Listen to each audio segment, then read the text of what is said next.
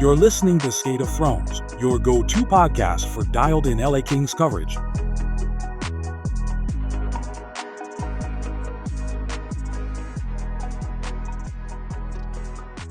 Welcome to Skate of Thrones, the podcast where we cover all things LA Kings. As always, I'm your host, Casey Kasliner, here on this first ever playoff edition of Skate of Thrones, as the Kings edge out the Edmonton Oilers at home in Game 1 of the first round of the playoffs. Final score 6-5, and the Kings take care of business at the end. Despite blowing a 4-0 lead, Edmonton crawled back, spearheaded by the play of Connor McDavid, unsurprisingly, and it was 5-5, but with 42 seconds left, Philip Danault scores the game-winning goal for the Kings. That would be his second goal. Maybe a little bit of an unsung hero. Wasn't necessarily expecting Philip Danault to be an offensive force in Game 1, but nonetheless, he is, and they score 6 total goals and, just an offensive onslaught in this game. The Kings also had 2 power play goals, and so that was maybe a bit of a surprise in this game, but something that they definitely needed to capitalize on. So let's get into these goals briefly, because there are a lot of them. The Kings scored the first 4, like I mentioned. They scored 2 in the first period. Andrei Kuzmenko scores on the power play. He sets himself nicely up on the left side of the post, and Kevin Fiala gets a nice feed. Byfield would score the second one off a pretty bad deflection from Stuart Skinner off his shoulder, and that's kind of a bad play there, bad look, I guess, for Skinner. He struggled a bit in this game early on. And then Adrian Kempe scores the first goal of the second period for the Kings. A nice goal from him, pretty unsurprising. Philip Danault scores his first goal 3 minutes later. And so it's 4-0 Kings in the waning moments of the second. And then with 6 seconds left in the second period, Leon Draisaitl finally gets Edmonton on the board. And then in the third period, the Oilers outscored the Kings 4-2. Janmark, Perry, Hyman, and McDavid all scored for the Oilers. Fiala scored a nice goal for the Kings off a one-timer, and then Philip Danault gets the game-winning goal. Kind of an interesting play. I mean, he was in the slot, and Fogle kind of jumped and maybe set up a little bit of screen inadvertently that way. And so the Kings take a 6-5 lead, like I mentioned, with 40 seconds left. But this game just had a lot of storylines going on.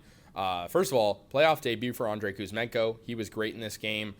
He had multiple points on the night, scoring, of course, that first goal. And, couldn't really ask for a better playoff debut. He had 3 points. He had 5 shots in the game. He was plus in the plus-minus category, and he was rewarded for his efforts. Andrei Kopitar talked a little bit in the press conference, maybe saying that Andrei Kuzmenko might have been a little nervous going into this one, but he performed. And so, yeah, the Kings, I thought, back-checked well in this game. Defensively, not bad early on. They really kind of quieted down McDavid through the first half of the game. At the halfway mark, the Oilers only had 6 total shots. And, of course, they would eventually change their ways. They had 25 total shots when it was all said and done, scoring 5 on Darcy Kuemper, which is, again, not super characteristic of Kuemper. But nonetheless, I mean, what a game. I think this is probably the best game I've ever attended in person or even watched at that point.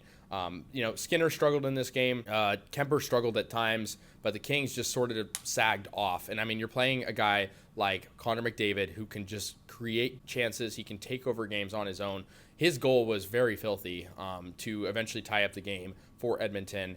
And McDavid had a great game. I mean, you can't deny it. He had a 4-point game with a goal, 3 assists. And, yeah, I mean, he was rewarded for his time. We saw, like we expected, Connor McDavid and Leon Draisaitl on the same line, pretty early on, actually. And Draisaitl's goal was assisted by McDavid. And McDavid's goal was primarily assisted by Draisaitl. So those guys can really punish you, if they're on the same line together or even not. I mean, individually, they're great players as well. And so the Kings were punished in that department. I think they're happy and should be happy that they were able to contain the Oilers' power play. I mean, special teams battle, the Kings won it. The Oilers were 0 for 2 on the power play. So, yeah, the Kings shut it down. The Kings were 2 for 5 on the power play, scoring, in the first couple with the 5 forward power play group.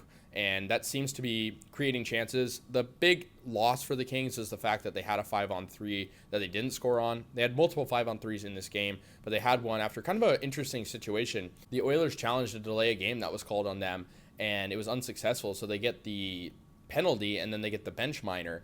And so the Kings had a 5-on-3 in that regard, and maybe a chance to shut the game down then. And that was, late in the game in the third period. And instead, the Oilers would shut down the power play. And, I mean, the Kings had some good looks on it. Quentin Byfield praised his guys for getting shots on target, shots on net in that power play, the 5-on-3. But it's definitely something the Kings would have liked to capitalize on. But speaking of capitalizing, the Kings had the opportunity to shoot on the empty net with around 3.5 minutes left in the game, up two, and they could not do so. And I mean, that ices the game if they can score on it. They don't. Edmonton ends up, pulling their guy, Skinner, and scoring multiple goals, tying up the game at 5. I mean, this game very well could have been won by Edmonton. And the fact that the Kings were up 4-0 just goes to show that even with Edmonton losing, they may create a statement in this game that we're not going to go down easy, especially against a Kings team that is so good on the road. And the Kings this season have not lost a game in regulation by scoring more than 3 goals as well. So not only are they good when they score a lot, I mean, they're good at home. I mean, that's the theme of the Kings season. And so, yeah, I thought the Kings were pretty disciplined today, only 4 penalty minutes, a couple of questionable calls in this game. I think that a lot of fans were groaning about. But I think the Kings, importantly, need the rest tomorrow. They need to rejuvenate, kind of reflect on what went wrong. Kevin Fiala said the team gave 110%, but when you do that, it's very exhausting. And they should have closed this game out when they could have. And, I mean, when you're up 4-0 in a hockey game, it's not a guaranteed win. We've seen comebacks, but it's a moment where you should sort of be in the driver's seat, maybe park the bus a little bit, as some would say. And the Kings just didn't really do that, and they were punished in that regard. I mean, I don't know if you could blame certain individuals, but there were some rough shifts. But good to see the Kings get this, the tone started early. Jeff Malott, on the fourth line, warranted a power play early, and the Kings, of course, scored on it from Kuzmenko. So they set the tone well, and we know the Kings have been a very good first period team this year. Not so great in the second period, and they played really well in the second period, of course, outscoring the Oilers 2-1. I mean, they really could have outscored them 2-0, but Edmonton scores with 6 seconds left. There was sort of a questionable no call because Connor McDavid looked like he might have been holding, but it was not called, and nonetheless, you have to roll with the punches. And it just seemed like the Kings didn't really do that. I mean, they were initially outscored 3-1 in the third period, and then Danault gets the game winner. So Danault is the player of the game for the Kings. Of course, there's some honorable mentions like Kuzmenko in there. He had a really nice performance with 3 points, and including a goal and a primary assist in there. So not too bad. But McDavid, just can't overstate how good he is. Primary assist on the first goal. He gets primary assist on the third goal, and then, of course, primary assist on the fourth, scores on the fifth. So he created really everything. Without his production, that the Oilers don't have the pieces there. They just don't have the depth that the Kings have, but they have Connor McDavid and Leon Draisaitl, and talked about it in the preview podcast I did last night. Those guys are the ones that are going to hammer you. The depth for Edmonton is okay. It's not great. I mean, they have injuries right now. Matthias Ekholm's injured, Evander Kane, among others, but those two players can take over games. They have the ability to slot in, perform, play on the same line together, play on different lines. No matter what, they're going to be forces, and that's going to make this series hard. I mean, that's why the Kings haven't been able to beat the Oilers. It's obviously a myriad of factors why they haven't been able to beat the Oilers the past 3 years. But this year, the Kings have the upper hand on multiple categories, and depth is one of them. And so that's one thing that the Kings have to know. And I think really, I mean, if you think about it, the depth for the Kings is not just better in the scoring regard, but Quinton Byfield is a guy that absolutely can play big minutes against McDavid. And so I think, looking at him going forward, he did a good job tonight. Byfield, of course, had a goal in this game. And Byfield, for sure is definitely a guy who's the X factor in this series because he's a guy who you need to play a 200-foot game. I think if you're the Oilers, though, you can't be mad about this loss, right? You were down 4-0. You made this a game. You're in a Crypto.com arena environment you're not supposed to win in. The Oilers had all the momentum in the world. The Kings stopped it. And we saw that at certain points in the game. I mean, the Oilers might have not been getting a ton of shots early on, but they were taking momentum little by little. And the Kings were fortunate to have kind of skated by some of those chances set up by Draisaitl early on. McDavid was a bit quieter, but when he woke up, the Kings had to pay the price. And the Oilers' power play as well. I mean, was not a factor tonight, but it's always a factor. And their penalty kill shut down the Kings 5-on-3 that, the Kings should have scored on. So a missed opportunity, but the Kings know this year that they've played well down the stretch in games. It's going to be a tougher environment when they go to Edmonton, in games 3 and 4, and potentially a 6th game. But, I think for the Kings tonight, they have to just get some rest. They have to think about, the mistakes they made because they didn't make a ton of mistakes, but Edmonton was fortunate to have capitalized on the mistakes that the Kings made and made some good plays. And I mean, they have 2 of the best players in the world. So it's pretty self-explanatory why they're able to do that. But importantly, the Oilers, when they were scoring, were playing tight, right? I mean, they were playing really hard-nosed hockey around the crease. And McDavid's such an unpredictable player. You don't know if he's going to go at the net, make a pass. He's so quick. And like I mentioned, his goal was incredible, kind of coming up the near side, up the half wall himself, and putting it past Kemper. And I think for Kemper, I mean, he's a guy who's been great all year. So when you see him allow 5 goals, it's a little bit of a eyebrow raiser. But again, the Kings just struggled to contain McDavid down the stretch. And I mean, he's a guy who can play a lot of minutes in this series. He played 23 tonight. Draisaitl played 22. The Kings had Byfield playing nearly 23 minutes, so that was big. Kempe played 22 and a half. And Fiala as well had 19 minutes. I mean, there's a lot of guys on the Kings who can grind out, but it is an exhausting game. It's a shocking game. And what a goal by Philip Danault. I mean, the arena was electric tonight for the Kings. And I mean, it's been, a good atmosphere all year, but of course it's just a place where the Kings thrive. And that is because, of the atmosphere. And Philip Danault's goal, I mean, what a play there from Trevor Moore as well to cut back, kind of spin around, and then Danault, kind of a weird deflected play, and Foegele jumps up and gets in the vision of Stuart Skinner, and just like that, I mean, it's 6-5. So this is a certain game that, depending on how the season ends, people could be talking about for a very long time. And Andrei Kopitar said, the first game of the first round is always the toughest one, especially for younger guys or more inexperienced players, like a guy like Andrei Kuzmenko, who of course is a veteran of the league but has not played in the Stanley Cup playoffs. That's a game you're going to remember for sure. So yeah, Jim Hiller talked about it too. He said, they made a couple mistakes, the Kings did. The Oilers made a few good plays. It was a good start. He didn't like how they ended it. Even in a game where they get the game-winning goal, they could have ended better. They could have iced the game with an empty netter goal, but the Oilers just kept the puck on their side of the blue line. I want to acknowledge the Kings' forecheck, especially early on, was good.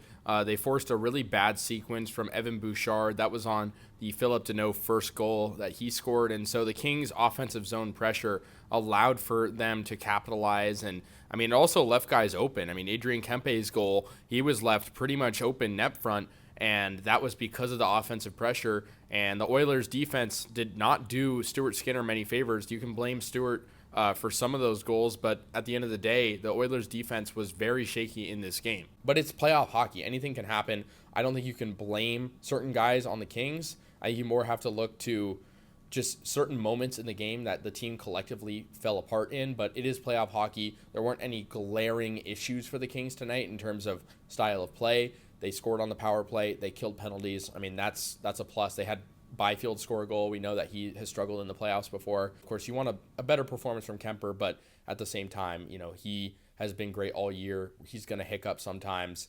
And Danault said, on that final goal, he got all of it. And he gets that game-winning goal for the Kings. Again, maybe a little bit of an unsung hero, but Edmonton, he acknowledged they're an offensive machine. They have 2 of the best players in the world. They don't necessarily have the depth right now. This is probably the worst Edmonton team we've seen in the playoffs the past few years. Obviously, they went to the Cup last year. They lost. Stuff has changed. They've lost pieces, including Warren Foegele, who, of course, he did a really good job tonight, I thought, of closing off space in front of Connor McDavid. But the Kings just have to have a short-term memory, even winning Game 1, and acknowledge the fact that this is a 7-game series. They haven't won it before, against Edmonton at least recently, but this is a point where they could really turn the corner. They need to win on Wednesday, just get that 2-0 advantage. If they split, I mean, it's just going to be a lot harder for them to win in Edmonton, especially in a game like this that really relied on momentum swings, as we saw with the Oilers. But at the end of the day, the Kings' power play moved the puck. That's a big thing. They scored on it, and that's a plus for me. But Connor McDavid is a superhuman. I am believing that, and he can beat the Kings on his own. The goaltenders in this game allowed 11 goals on 55 shots. They're going to get better naturally. We'll probably see some of Calvin Pickard in this series. The Kings have been rolling with Darcy Kemper a lot. They have to hope that he can stay consistent. But a weird game for sure. A 4-0 lead blown, and then 5-5. Kings get the win. 4 goals in the third period for Edmonton. Philip Danault, Adrian Kempe, Andrei Kuzmenko. I mean, those guys carried the Kings tonight, and the team gets a ugly win, but it's a win nonetheless, and that's how playoff hockey goes. So let me know your guys' thoughts on this game. Again, we'll have coverage on Wednesday, so stay tuned for that. It's going to be a really good series. We can already tell one of the great games tonight, really just an instant classic in this one. But a great Game 1. Kings win 6-5. Let me know your thoughts. I'll see you guys later, and have a great rest of your night.